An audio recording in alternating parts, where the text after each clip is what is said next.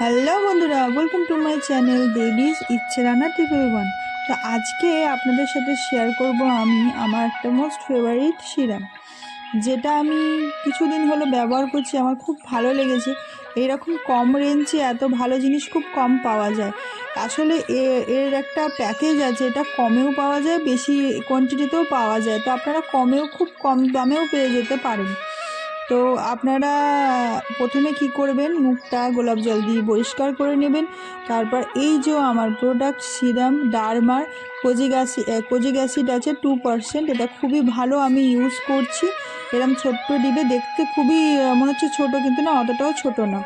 তো গোলাপ জলে পরিষ্কার করার পর মুখটা শুকিয়ে নেওয়ার পর স্নান করে আপনারা এইরকম সিরামটা খুবই অল্প পরিমাণে নিয়ে পুরো মুখটা ঘষে নেবেন। অতিরিক্ত দরকার নেই, কোজিক অ্যাসিড আছে, রোদে কিন্তু মেখে বেরাবেন না।